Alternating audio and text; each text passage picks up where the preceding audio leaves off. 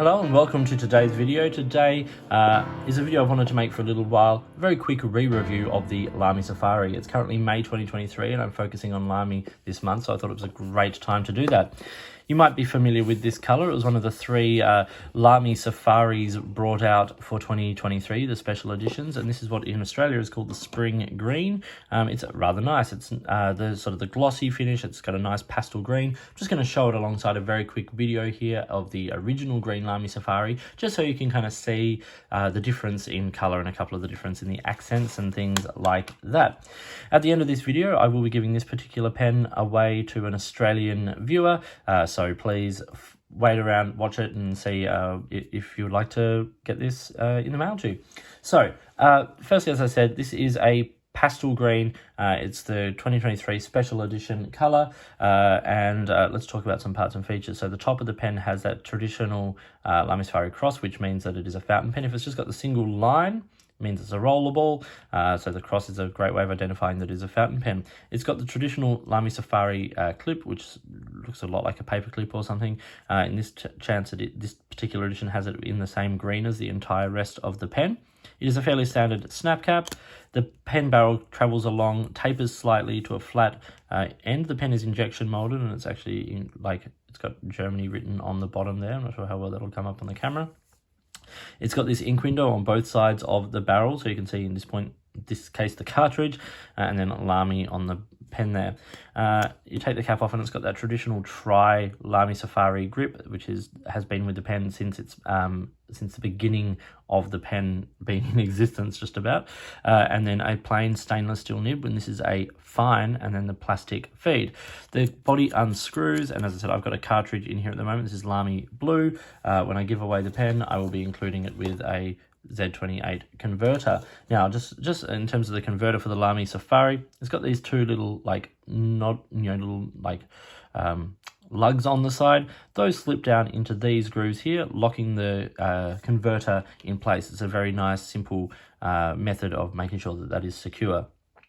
Obviously, because of these ink windows, you cannot eyedropper the Lamy Safari, although I kind of would love you to try. So without any modification.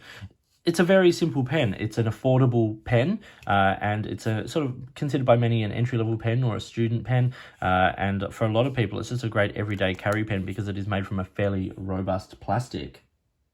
As I said, the nib on the Lamy Safari is a steel nib, and you can get it in black or in silver or chrome color. You can see here a black one, which I put on the cream Safari from last year.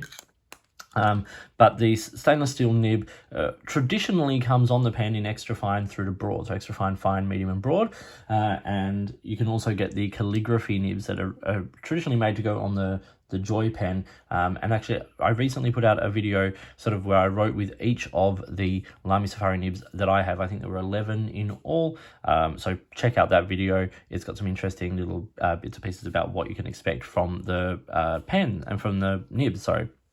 Now, Lamy is proprietary in terms of its cartridges and converters. As I said, this is the Z28 converter for the Lamy Safari. This is not going to fit any other brand of pen, and a Standard International is not going to fit this. So just something to be aware of. It's a fairly, simple design. It's been ripped off by a bunch of Chinese brands over the years, but it's been around with Lamy for about 40 years now. So when they initially released that terracotta and safari green, which were beautiful, or the savannah green, I can't remember. They re-released those a couple of years ago as the special editions. But if you get your hands on original ones from the 80s, then jump on it if you can manage that.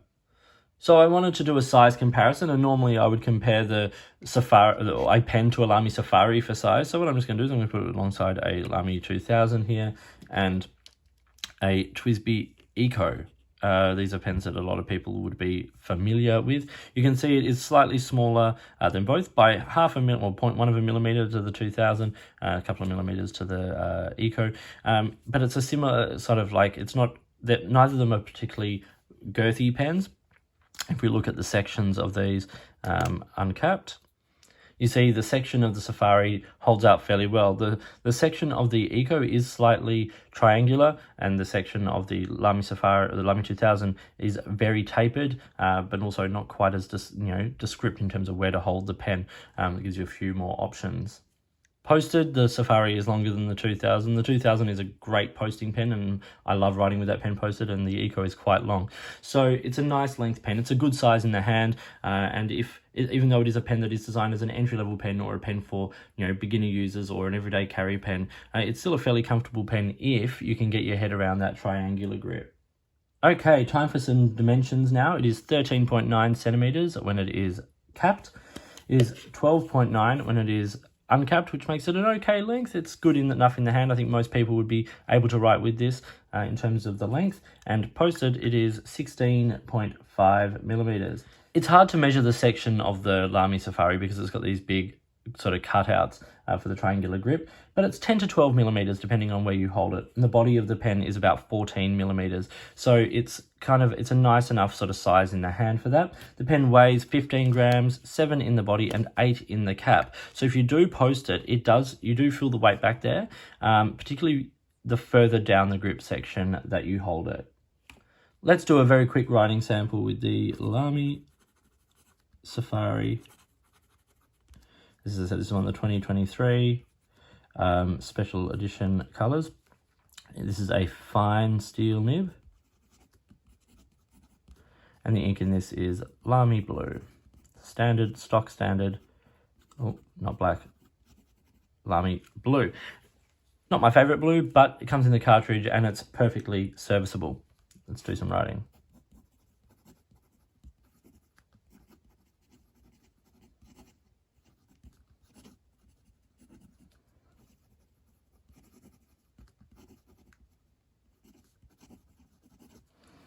The great thing about the Lamy Safaris is, generally speaking, they are fairly consistent. They've been made the same way for a number of years, and although the quality control is spoken about as diminishing slightly in recent years, I think they still write pretty well and do a pretty decent job.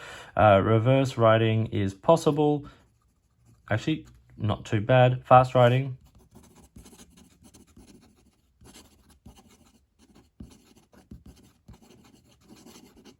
It's okay, it keeps up nice enough. Not a flex nib. You're not going to get line variation. Not the driest pen. I wouldn't consider the Lamy Safari to be a wet pen, and also this ink is quite dry. But, a fairly stock standard writer. As I said, I made a video recently where I wrote with all the Lamy nibs that fit the Safari one, well, the ones that I have in my collection. And so check out that video to see how more of them write. You can also see a number of reviews online that do really in-depth writing analysis of these pens.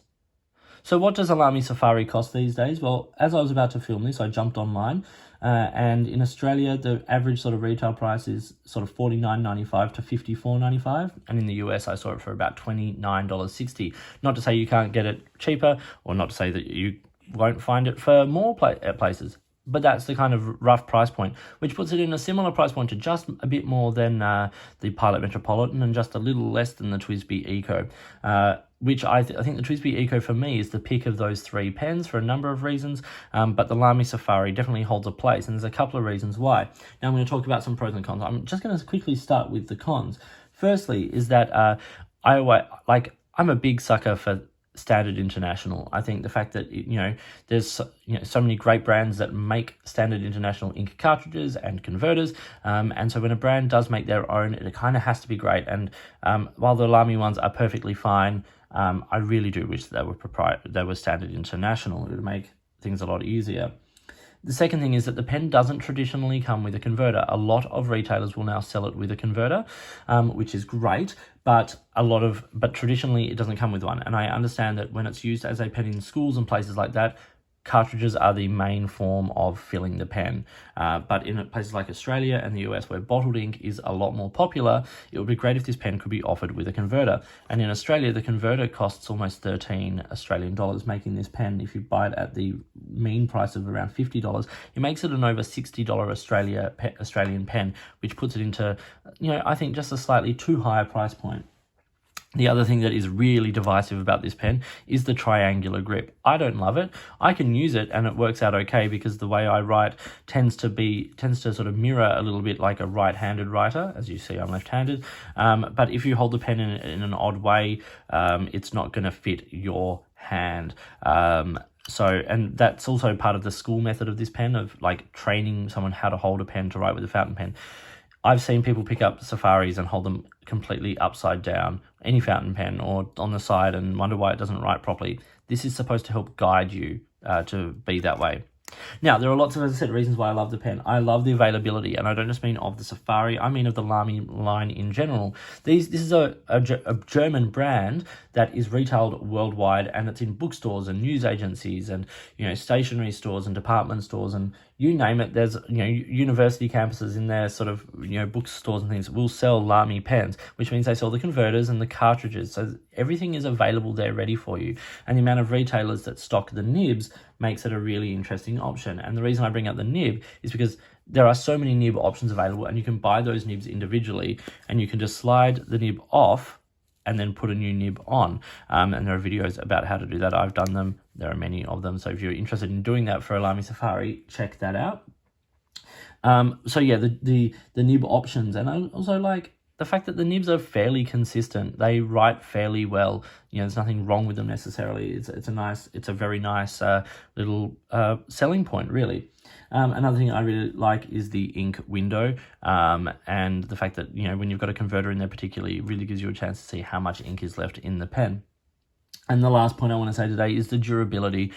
They're well made. The clip is strong, and the plastic itself is fairly strong. It's ABS plastic, so it's the same plastic that things like Lego are made out of traditionally, and so there is a durability to it. Personally, I prefer the matte Lamy Safaris, and if this had been matte, I wouldn't be giving it away. But these three colours from this year are nice, and they're clean, and I think the gloss finish looks great on them. So what are the details of that little giveaway? Well, as I said, it's for an Australian viewer. Basically, all you need to do is subscribe to my channel, leave a comment here, and let me know which state in Australia you live in. And then in 1 week after this goes live, I will select a winner, and I'll just drop you a message and send you out a pen. It's not superficial. It's just a nice thing for me to do because I enjoy you guys, and thank you so much for your support.